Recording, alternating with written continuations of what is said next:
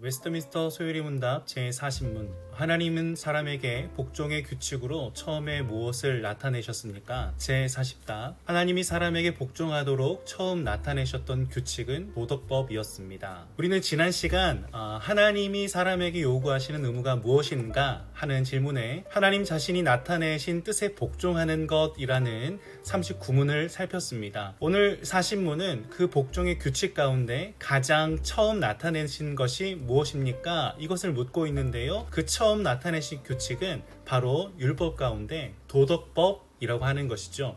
우리는 먼저 도덕법을 살피기 앞서서 이 한 가지 점검해야 할 것이 있습니다. 무엇이냐면 우리가 성경에 계속해서 언급하는 율법에 대한 오해를 구분해야 하는데요. 깔끔하게 말씀드리면 율법과 율법주의를 구분하는 것이 필요합니다. 우리는 말씀을 통해서 바리새인과 서기관들과 같은 율법주의자들을 만납니다. 그들은 율법의 모든 것을 문자로 기록하고 있는 그대로 지킬 것을 요구합니다. 그래서 율법의 의미를 퇴색시키고 말죠. 그런 이유 때문에 신약 성경은 사람이 율법으로 구원을 받는 것이 아니라 은혜로 구원을 받는다라는 사실을 강조합니다. 그렇지만 여러분, 우리는 이 사실도 기억해야 합니다. 우리가 율법의 행위가 아니라 은혜로 구원을 받습니다만 율법이 쓸모없는 것이 아니라 율법이 구원 가운데로 나아갈 수 있는 길을 우리가 알게 해주는 역할을 한다라는 것입니다. 율법은 몇 가지 적용하는 지점에 따라서 이 도덕법, 의식법, 시민법 등으로 구분할 수 있습니다. 먼저 이 도덕법은 사람이 어떻게 인생을 살아야 하는가에 관한 이 하나님의 뜻을 보여주시는 율법이 담겨져 있습니다. 또 의식법에는 어떻게 인간이 하나님 앞에 나아갈 수 있는지, 제사의 방법과 지켜야 할 절기와 정결 예식에 참여하는 방법 등의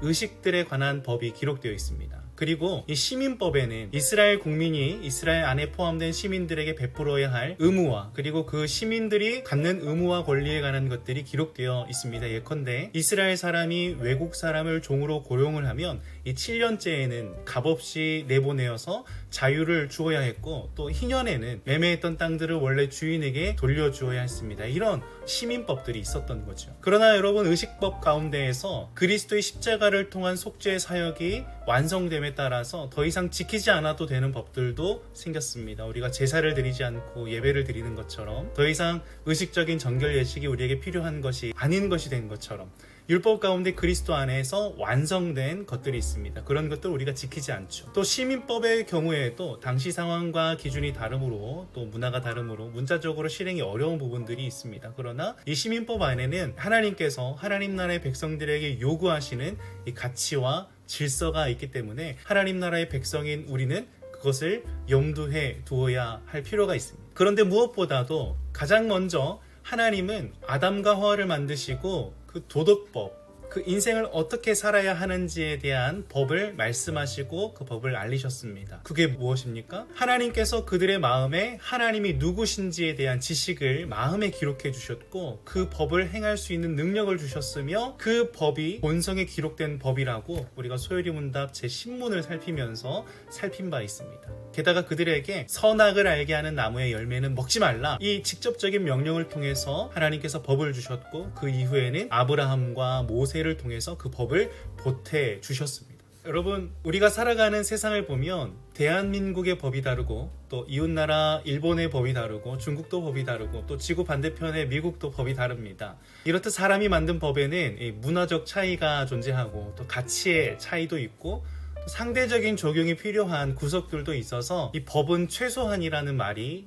있습니다. 그러나 여러분, 이 율법 안에 나타난 도덕법에는요, 하나님이 부여하신 법이라서 하나님의 뜻과 질서와 하나님의 성품이 담겨져 있습니다. 이것의 가치는 변하지 않고요, 이것은 이 법을 진실하게 지키는 자를 오히려 거룩하게 하고 반듯하게 하며 진리로 이끄는 하나님의 법입니다. 그래서 우리는 이 추상적인 믿음으로 내가 하나님 자녀가 되었다, 그냥 믿음만 이야기하기보다 하나님의 뜻이 담겨져 있는 이 도덕법, 이 규범들을 삶에 적용하는 것으로 우리는 하나님의 자녀로 살아가기에 힘쓸 수 있습니다. 물론 앞서 살핀 바대로 율법주의, 이것을 행위로 지킴으로써 우리가 우리의 거룩함을, 옳음을, 의로움을 증명할 수는 없습니다. 오히려 이것을 지키기에 힘쓰므로 우리의 연약함을 깨닫고 우리 주님의 은혜가 필요한 사실을 다시 한번 깨닫게 되는 것이 이 율법의 용도인 것이죠. 저와 여러분, 이 사실을 잘 기억하시고 또 하나님의 법 안에 살아가시는 하나님 백성이 되실 수 있기를 소원합니다. 이 법의 보호를 받고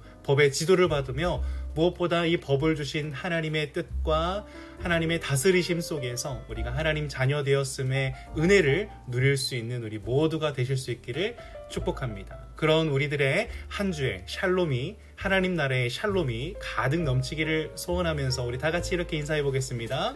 샬롬, 샬롬, 샬롬.